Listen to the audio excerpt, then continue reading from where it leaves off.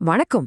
நம்ம நாட்டோட உச்சகட்ட அரசியல் அதிகார மையங்கள்ல இருந்து நம்ம அன்றாட வாழ்க்கை வரைக்கும் விஷயங்கள் எப்படி ஒன்னோட ஒன்னு பின்னி பிணைஞ்சிருக்குன்னு இந்த அலசல்ல நாம பார்க்க போறோம். வாங்க நேரடியா விஷயத்துக்குள்ள போகலாம்.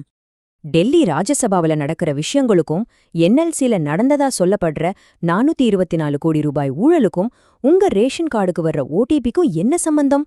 மேலோட்டமா பார்த்தா எந்த சம்பந்தமும் இல்லாத மாதிரி தோணலாம். ஆனா மேலிடத்துல எடுக்கப்படுற அரசியல் முடிவுகள் எப்படி நம்ம ஊர் கட்டமைப்பு வரைக்கும் வருது அப்படிங்கறத தான் நாம இன்னைக்கு சுவாரஸ்யமா டீகோட் பண்ண போறோம்.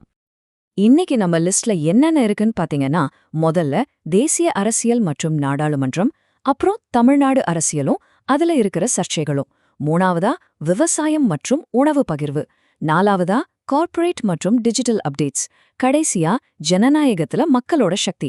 இந்த மேலிருந்து கீழான பயணத்தை இப்போ நாம ஆரம்பிக்கலாம். சரி, முதல் பகுதிக்கு போயிடலாம். தேசிய அரசியல் மற்றும் நாடாளுமன்றம். 2024 தேசிய தேர்தல் முடிவுகளையும் அதிகார பகிர்வையும் நம்ம உற்று கவனிக்கும்போது நம்ம எல்லார் மனசுலயும் எழும்புற ஒரு முக்கியமான கேள்வி, லோக்சபாவுல பிஜேபிவுக்கு ஏன் தனி பெரும்பான்மை கிடைக்கல? நாடாளுமன்றத்துல இருக்கிற எண்கள் எப்படி அரசியலோட திசையை மாத்துதுன்னு வாங்க பார்க்கலாம். இதுக்கு விடை 240. அதாவது லோக்சபால ஒரு கட்சி தனித்து ஆட்சி அமைக்கணும்னா 272 இடங்கள் தேவை. ஆனா யூபி, ராஜஸ்தான், மகாராஷ்டிரா மாதிரி பெரிய மாநிலங்கள்ல எதிர்பாராத விதமா பின்னடைவை சந்திச்சதால பாஜக சரியாக 240 இடங்களை மட்டுமே கைப்பற்றுச்சு. இதனால நிதிஷ்குமாரோட ஜேடியு, சந்திரபாபு நாயுடோட டிடிபி போன்ற தேசிய ஜனநாயக கூட்டணி கட்சிகளோட ஆதரவை அவங்க கட்டாயம் நம்பியிருக்க வேண்டிய ஒரு நிலைமை வந்திருக்கு. லோக்சபால நிலைமை இப்படி இருக்குன்னா, ராஜ்யசபால நடக்கிற விஷயங்கள் இன்னும் ரொம்ப சுவாரஸ்யமா இருக்கு. ராஜ்யசபாவோட மொத்த இடங்கள் 245. பெரும்பான்மைக்கு தேவையானது 123 இடங்கள். இப்போதைக்கே பாஜக கிட்ட மட்டும் 113 இடங்கள் இருக்கு. இது தனி பெரும்பான்மை இல்லைனாலும் கூட்டணி கட்சிகளோட ஆதரவு இருந்தா அந்த 123 அப்படிங்கிற மேஜிக் நம்பரை அவங்க ரொம்ப ஈஸியா தாண்டிடுவாங்க. இதனால எதிர்க்கட்சிகளோட தயவு இல்லாமலேயே சட்டங்களை நிறைவேற்றக்கூடிய அளவுக்கு ஒரு வலிமை கிடைக்குது. இததான் அரசியல் வல்லுநர்கள் மிருகபலம் அப்படின்னு சொல்றாங்க. சரி, இந்த எண்கள் எப்படி இப்படி மாறுது? இங்கதான் இந்திய அரசியலமைப்புல இருக்கிற 10வது அட்டவணை, அதாவது கட்சி தாவல் தடை சட்டம் உள்ள வருது. ஒரு கட்சியோட நாடாளுமன்ற உறுப்பினர்கள்ல 3/2 பங்கு பேர் பிரிஞ்சு போய் வேறொரு கட்சியோட இணைஞ்சா அது சட்டப்படி கட்சி தாவல் கிடையாது, இணைப்பு அப்படின்னு தான் கருதப்படும். சமீபத்துல ராஜ்யசபாவுல ஆம் ஆத்மி கட்சியை சேர்ந்த 10 பேர்ல 7 பேர் விலகினப்போ அவங்க மேல ஏன் இன்னும் சட்டவிரோதமா கருதி நடவடிக்கை எடுக்கப்படல அப்படிங்கறத இந்த விதிதான் ரொம்ப தெளிவா விளக்குது. இது பத்தின ஆய்வுகள் இப்போ நடந்துட்டு இருக்கு. ஆம் ஆத்மி பத்தி பேசும்போது இன்னொரு முக்கியமான விஷயமும் இருக்கு. அரவிந்த் கெஜ்ரிவால் சமீபத்துல ஒரு சத்தியாகிரக போராட்டத்தை ஆரம்பிச்சிருக்காரு.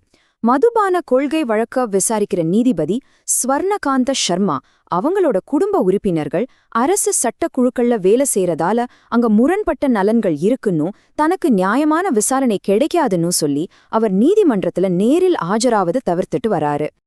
அப்படியே தேசிய அரசியலிருந்து கொஞ்சம் கீழே இறங்கி நம்ம தமிழ்நாடு அரசியலுக்கு வருவோம்.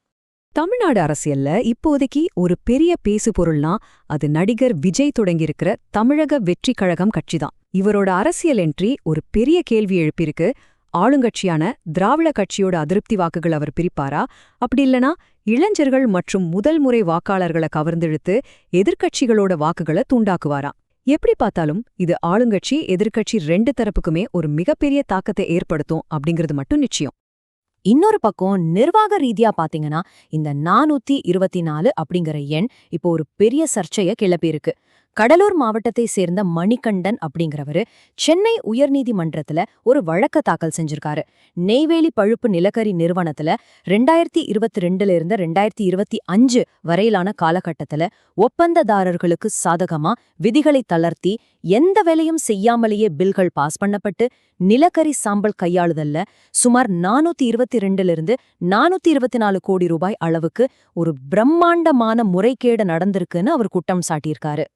இப்படி கோடிக்கணக்கான ரூபாய் முறைகேடுகள் பத்தி ஒரு பக்கம் பேசிட்டு இருக்கும்போது நம்மளோட ஆணி வேறான விவசாயம் பத்தியும் உணவு பகிர்வு பத்தியும் நம்ம கண்டிப்பா பார்த்தாகணும். அடுத்த பகுதிக்கு போலாம். இத கொஞ்சம் கவனிச்சு பாருங்க. திருப்பூர் மாவட்டம் பொங்கலூர் மற்றும் வாவிபாளையம் பகுதிகளில் வெங்காய விளைச்சல் எப்படி தொடர்ந்து சரிவை சந்திச்சுட்டு வருதுன்னு இது ரொம்ப தெளிவா காட்டுது. எதிர்பாராத பருவநிலை மாற்றத்தால இலைகள் அழுகிறது, த்ரிப்ஸ் அப்படின்னு சொல்லப்படுற பூச்சி தாக்குதல்களால வர்ற வேரழுகள், அப்புறம் தொடர்ந்து ஒரே பயிரை பயிரிடுறதால மண்ணோட சத்து குறைஞ்சு போறதுன்னு அங்க இருக்க விவசாயிகள் இப்போ ஒரு மிகப்பெரிய கூட்டு நெருக்கடியை சந்திச்சுட்டு வராங்க. விவசாயத்துல நாம இவ்ளோ சவால்களை சந்திச்சிட்டு இருக்கும்போது உணவு வீணாக்குறது எப்பேற்பட்ட குற்றம்னு கொஞ்சம் யோசிச்சு பாருங்க. இதை சரி பண்றதுக்கு தான் உணவு பாதுகாப்பு மற்றும் தர நிர்ணய ஆணையம், அதாவது FSSAI 2017 இந்திய உணவு பகிர்வு திட்டம் அப்படிங்கிற ஒரு நெட்வொர்க்கை கொண்டு வந்தாங்க. ஹோட்டல்கள், கல்யாண மண்டபங்கள்ல மிச்சமாகிற உபரி உணவுகளை பாதுகாப்பா சேகரிச்சு சரியான தன்னார்வ தொண்டு நிறுவனங்கள் மூலமா பசியால வாடுற ஏழை மக்களுக்கு கொண்டு போய் சேர்க்கிற ஒரு சிறப்பான 3 படி கட்டமைப்பு தான் இது.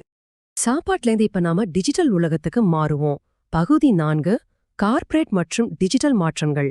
நம்ம அன்றாட பரிவர்த்தனைகள்ல ரொம்ப முக்கியமான ஒன்னு டிஜிட்டல் பேமெண்ட்ஸ். இப்போ உலகளாவிய நிதி சேவை நிறுவனமான விசா இந்தியால தங்களோட டிஜிட்டல் ஆதிக்கத்தை இன்னும் பெருசாக்க சுரேஷ் சேத்தி அப்படிங்கிறவரை இந்தியா மற்றும் தெற்காசியாவிற்கான மேலாளரா நியமிச்சிருக்காங்க.